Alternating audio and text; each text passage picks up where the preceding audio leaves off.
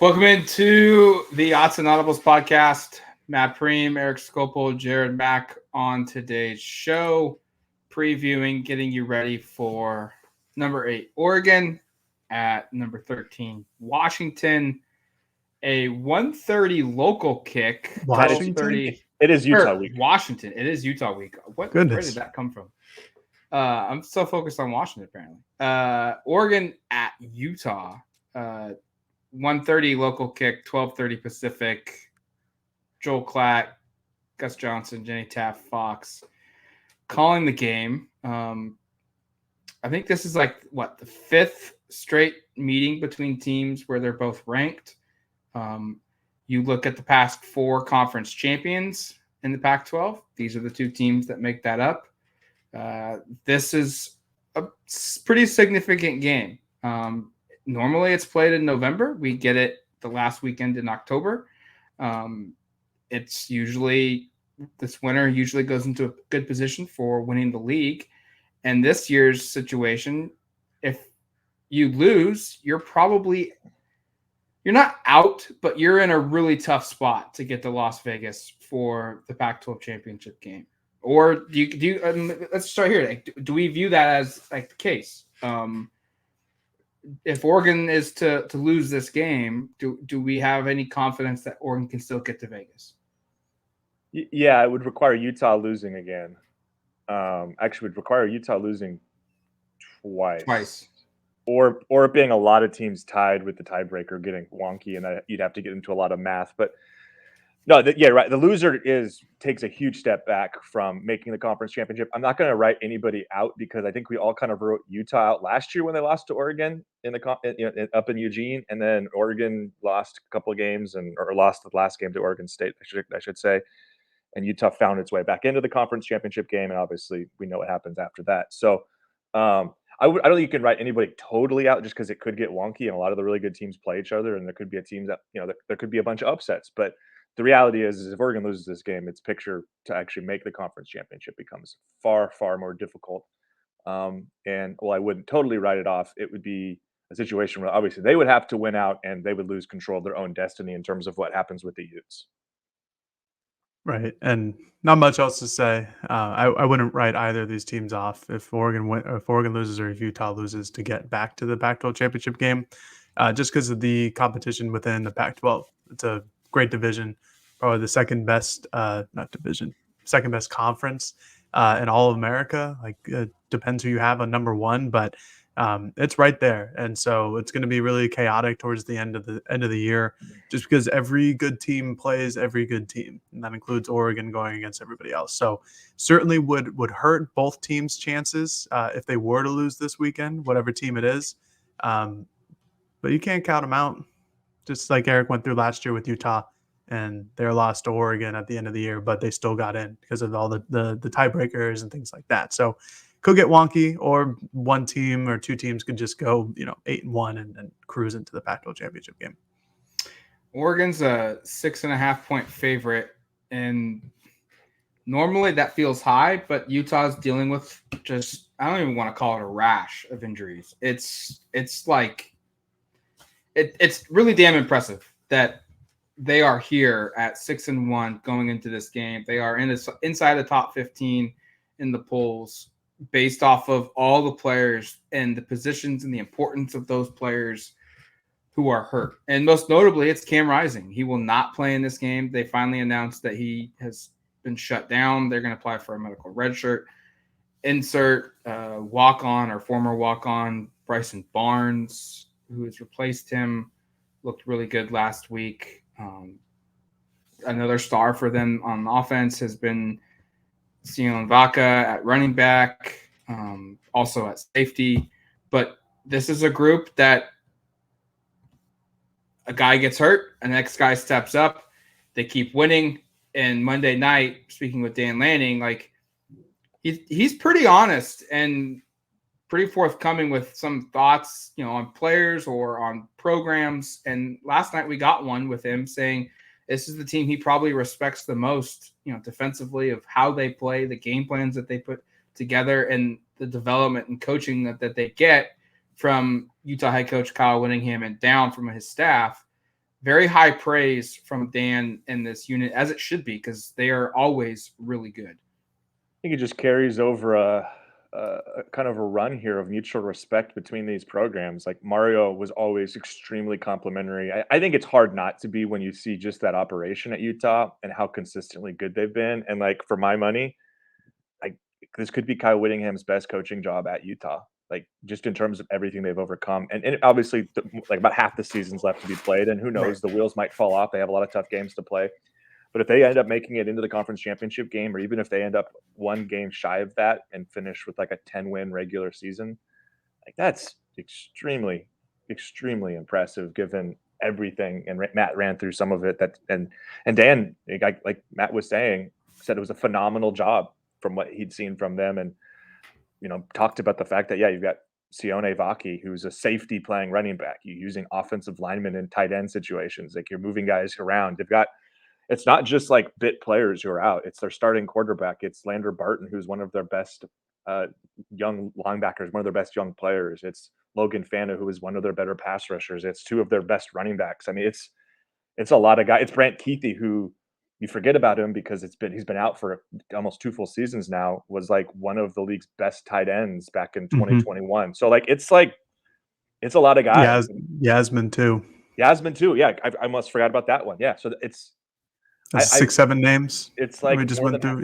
It's more than half a dozen, and guys. It's not like it's secondary guys. These are like starting players. So it's impressive what they've done and how they've been able to handle everything. And on Saturday, if you're an Oregon fan, you're going to hear probably a lot about Sione Vaki in particular, and obviously about Bryson Barnes and Nate Johnson, the quarterbacks. But Vaki's story is really fascinating because it's a guy who went out and ran for 160 yards his first game, and then the next game against USC had like 140 yards, 50 yards receiving, 200 yards from total offense, has 4 touchdowns in 2 games, playing approximately like 28 snaps per game. Like he is produced at a level that I think is pretty remarkable when you look further into it.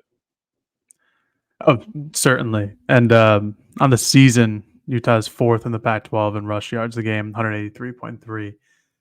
That's going to be Utah's bread and butter. They're going to try to establish the run against Oregon. I talked about this yesterday on the mailbag pod. I think it's going to be interesting to see how Oregon's defense responds to that, because there's been some leaks, I honestly, within the defensive line and the ability to stop the run. And this is a team that if they find out that they can run the ball on you, they got some dudes who can do it, including Vaki and Jaquindon Johnson. There's some good running backs there. So I think that's going to be really interesting to see. But if Oregon can stop the run, then there's Utah's not great in the passing department. We talked about Bryson Barnes, who did leave a great drive towards the end of the game against USC to give them the game-winning field goal and set that up. But in the Pac-12, I got some stats here. So if you're not a stat person, skip ahead, hit the 15-second plus mark on Spotify. Total offense, they're 11th in the Pac-12, 345 yards. Passing offense, they're 12th, 161.7 yards. And scoring, just points per game, 10th, 23.4. So not exactly a barn burner of an offense. But we're here to talk about Utah's defense because that's the best thing about them. And even with all those injuries, Jonah Ellis is still a beast off the edge, leads the Pac-12 in tackles for loss and for sacks. They're second in every major statistical category in the Pac-12: total defense, pass defense, rush defense, and scoring defense. It's going to be an absolute dogfight, like it kind of was last season, where it was a 20-something to 20-something game.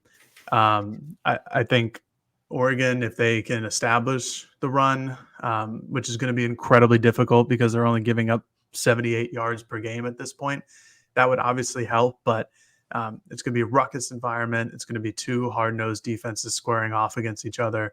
And it's exactly the game that Utah loves. This was the game that Mario Cristobal loved, because it was like, we're going to run right into our offensive line every single time. And then maybe every once in a while do something different. But it's going to be big boys versus big boys. And I'm excited to watch it. I think it's one of the best games that Oregon plays every single year are these matchups against Utah, because of just the physicality. And that's why Dan was so complimentary of Utah, is just, and specifically for Bryson Barnes too. He's like, you got to love this dude. He just plays hard. He wants to run through guys. He wants to pick up those extra hard yards. So I think it's just going to be a hoot to watch. Good old fashioned rock fight potential coming. Casey Kelly called it. This is what the big it's like in the Big Ten every week, and he would know. Casey Rogers. Yeah. Casey. I am just off today. Casey Rogers, who previously played at Nebraska, said that this is just what it's like every year, every week in the Big Ten, and A, that's some foreshadowing for maybe what's to come for Oregon down the road next season, and B, that's kind of what to expect for this one is just two really good defenses, two really lineups loaded with big dudes hitting each other. And it, like Jared said, I'm excited to see it because we're going to see good on good. We've talked a lot about how elite Oregon's offense has been, how balanced they've been, and how that's played a factor in them being able to put up damn near 50 points every game. I would be shocked if Oregon scores 50 points in this game. I would be shocked if Oregon scores 40 points in this game. Are we thinking like it could be a 24-21? Could it go even lower than that? Below the 20s feels probably unlikely to me. Yesterday you called the over. It'd be like 30s into the 60s. Yeah, I'm thinking it's going to be low 30s. I think for some reason, I just think Utah is going to be able to move the ball in Oregon. Their running game's really good. Jared's brought up some concerns we've had with the run defense at Oregon. We've seen teams who historically don't run the football really a ton have some success. UW did a really good job in the first half against Oregon running the football. So I'm just curious to see how this game plays out. Low 30s probably feels right for me. Maybe one team in the mid 30s, one low, high 20s. But a bunch of points is going to be unusual. Would be unexpected. Health wise, we talked about it for Utah. They're banged up. Health wise for Oregon, it feels like, at least from what we saw at practice today, things are trending in the right direction for multiple guys. Yeah, it was good news last night with Dan Lanning addressing media and talking about a couple of injuries and saying that both Kyrie Jackson, I guess I should say all three of these players. I didn't realize Jordan James was dealing with anything, but James Crepey, I included him in the question. But Jordan James, Bucky Irving, and Kyrie Jackson all practiced on Monday, according to Dan. He thought they would all be good to play on Saturday. On Tuesday, we can confirm that all three were on the practice turfs. Bucky even spoke with the media shortly after, said it was kind of a thing where it's like he just got his wind knocked out of him a little bit, something with his shoulder, but nothing that's going to cause him to miss any time. He was full go today, looked fine. Same thing with Jordan James.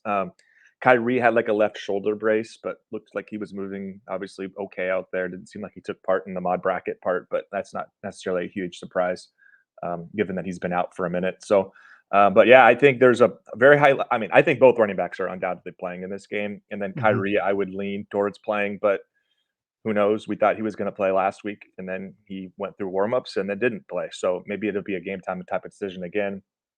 But yeah, the running backs, I don't think there's any question. I think Oregon fans can take a sigh of relief there in terms of, oh no, are we going to lose more of our star running backs? The answer doesn't seem to be yes. Yeah, and just the other peripheral guys like Justin Jacobs remains. Obviously, he played against Washington State, but he remains out there. Jaleel Florence played or was at practice, like Eric talked about, and went through some of the drills as well. I think he was on the other side of the field from my side of the mod bracket, but looked like he was fine. Caught a glimpse of him during the fastball period, so he was out there. Sorry, Nate, if you're listening. I happened to look over my shoulder and saw him. So nobody else, though, not a single soul. Certainly wasn't Bo Nix with the number one offense. Just an idea, but. It's again, we've been talking about this for weeks now. Oregon, relatively, especially I guess compared to years past, has been good on the injury front. Going back to my point earlier, going to be physical on Saturday. It's going to be fun. This is going to be good old hard-nosed football where it's an important thing to have your team fully healthy, more or less, going into this game. And for Utah, they are not fully healthy like we ran through, but they're going to play like it. They're going to act like there's not a problem with their team, and it's going to be physical. It's going to be hard hitting. So maybe there will be some injuries in that game, but it's certainly going to help Oregon, at least on paper, that all of their guys, more or less, all of their guys are healthy and ready. Do we feel more confident because of that? Like, think back to 2021. Oregon went to Utah, and that's kind of when the Mario to Miami rumors started popping up. And then a bunch of injuries along the receiver room had hit. Yep. And I think Oregon started Troy Franklin, Chris Hudson, Johnny Johnson. Johnny Johnson got hurt. Yeah, Troy Franklin, Chris Hudson, and was it Devin Williams that started? Devin would have been available. Devin. Isaiah Crocker had to play. Oregon's receiver room was just completely depleted. Micah Pittman had quit just before that week. Johnny Johnson and Jalen Redd both had season-ending injuries. Yeah, and then last season, obviously the big one, Bo Nix was hurt, and we didn't know if he was going to play all week. He was trying to practice, but he was super limited, and it was very clear when he did trot out there for the first series on offense, like he wasn't healthy. And it was maybe one of the better performances we've seen from a quarterback, or a gutsy performance, I should say, from a quarterback or any player at Oregon from a long time. But like, Oregon's healthy now. Like, is our confidence any better of a win because they haven't had to deal with the injuries that they've dealt with the last 3 times that they've played this team?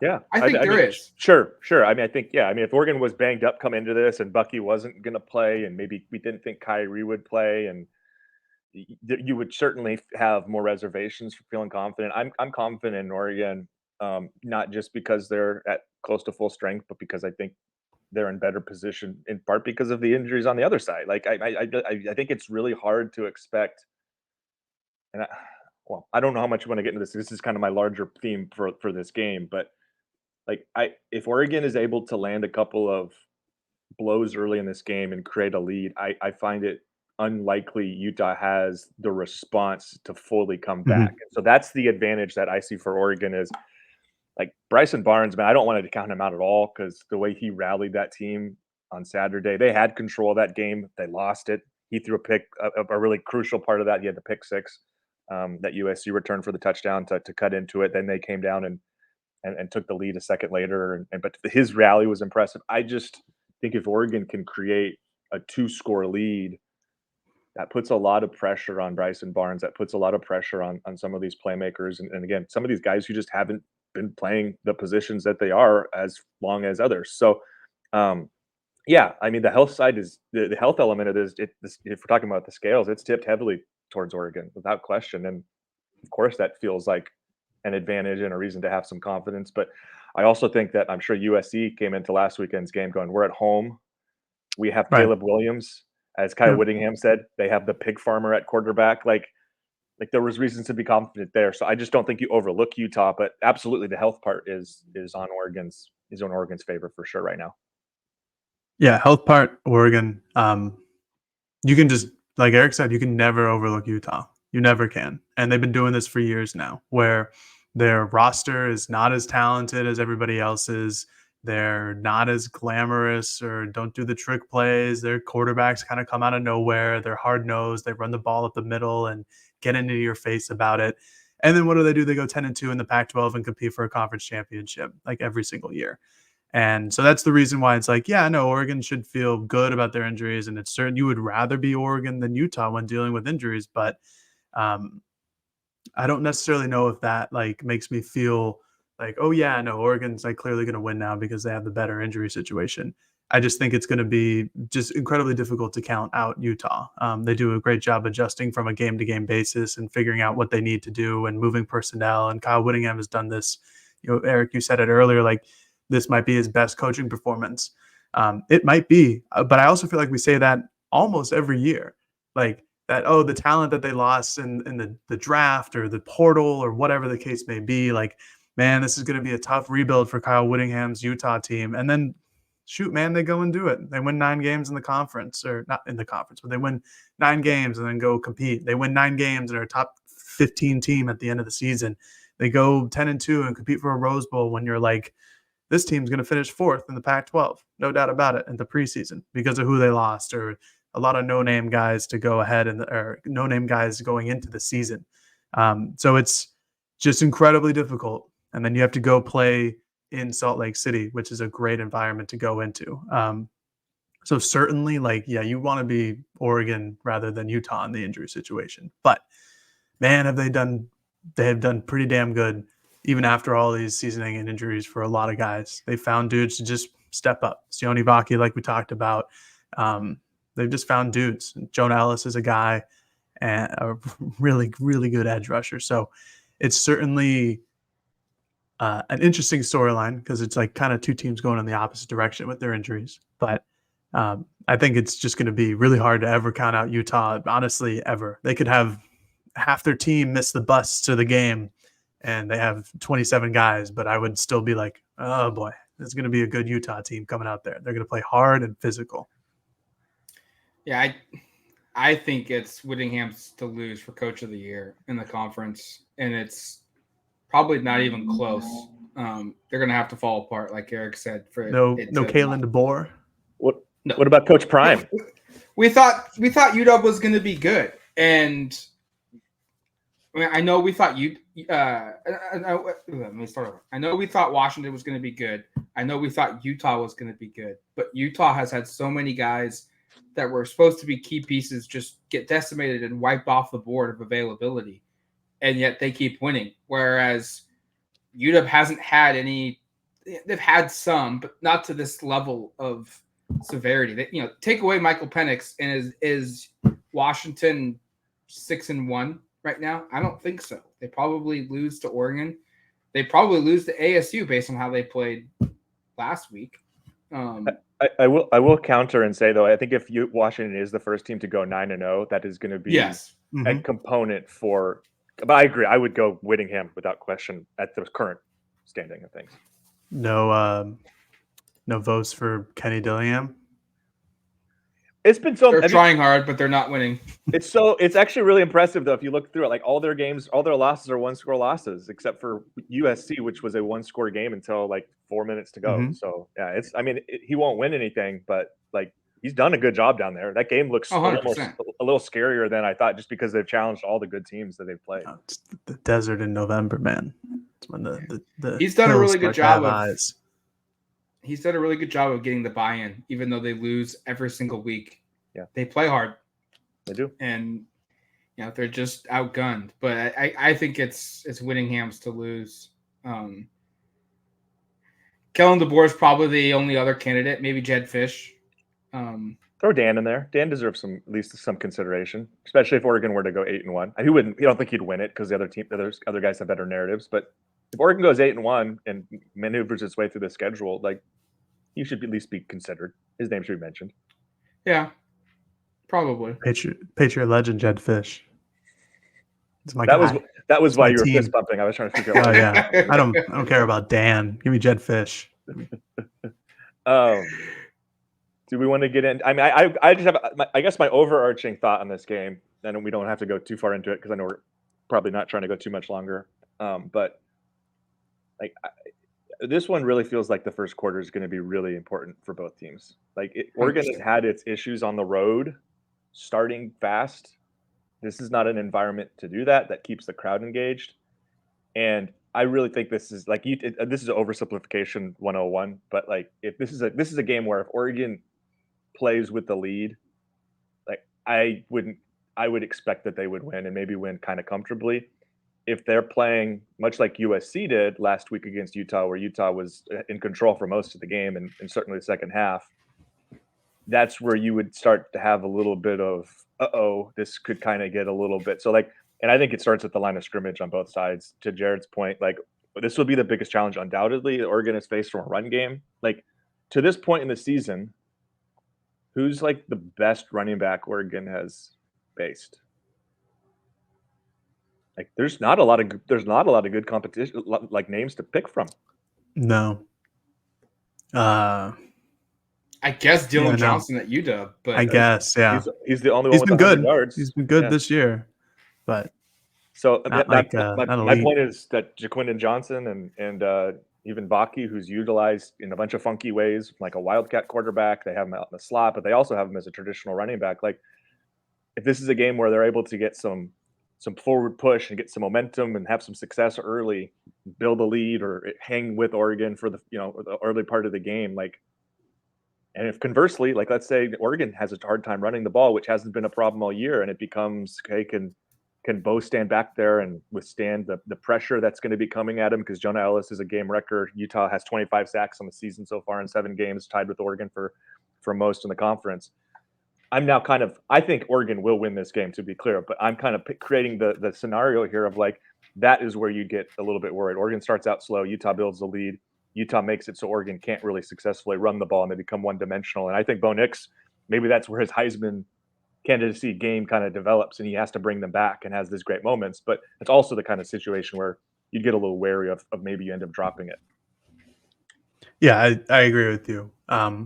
It's just it's a simple point, but it's how I feel as well. It's like if Oregon jumps out to a good enough lead, like, I just don't know if Utah's offense can just come back from it. It really hasn't shown it this year. It has the last 2 weeks, but they played Cal and they played USC, who are 2 of the worst defenses in the Pac-12 by nearly every statistical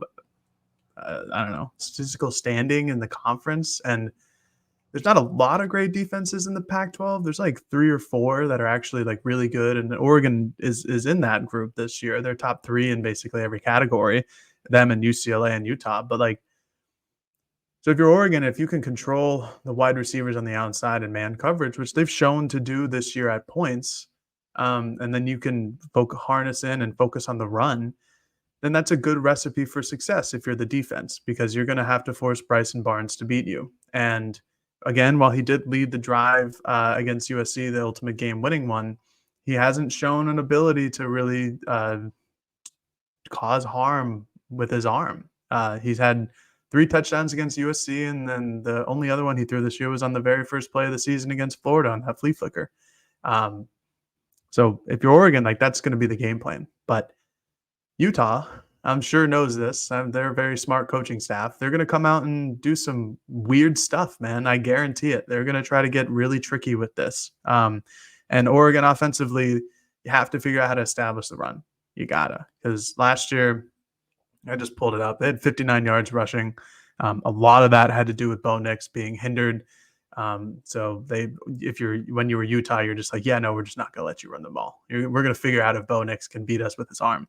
But with everybody healthy here, and Irving and Jordan James and the offensive line doing well over the last couple of games, you have to figure out how to establish that run. Not only does it bleed clock, but it gives Nix some rest. It gives you some options. It sets up the deep plays to a Utah secondary that hasn't been great. It hasn't been like Utah secondaries that we've seen in the last couple of years, which have been great secondaries. So maybe there's a window of opportunity for Oregon to do something through the air. But I think, Eric, I agree with your point where it's just like, if they get out to a jump lead, if they get out up 14, 21-7, something like that, it could be difficult for Utah to come back. But again, not putting it past them.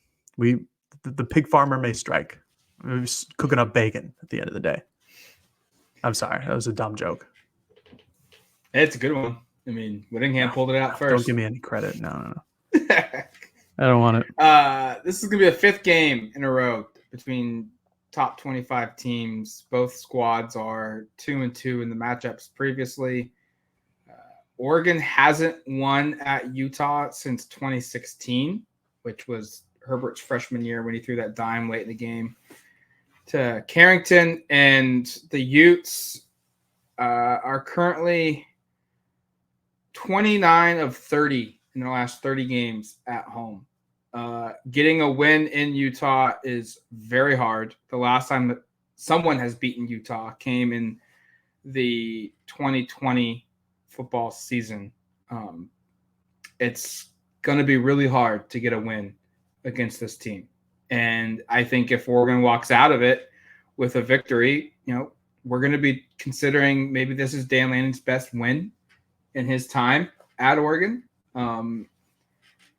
Injuries aside, it doesn't matter. This is a loaded game. It's going to be fun to watch. We're we're going to wrap it up here on the Autzen Audibles podcast. We're efforting to get a guest to come on the show for a Wednesday edition. And then Thursday, we'll have our preview picks and game picks as well. And then Saturday night from Rice Eccles Stadium, we'll have our podcast breaking it down as well. Until the next one, you've been listening to the Autzen Audibles podcast. Talk to you later, folks. Peace.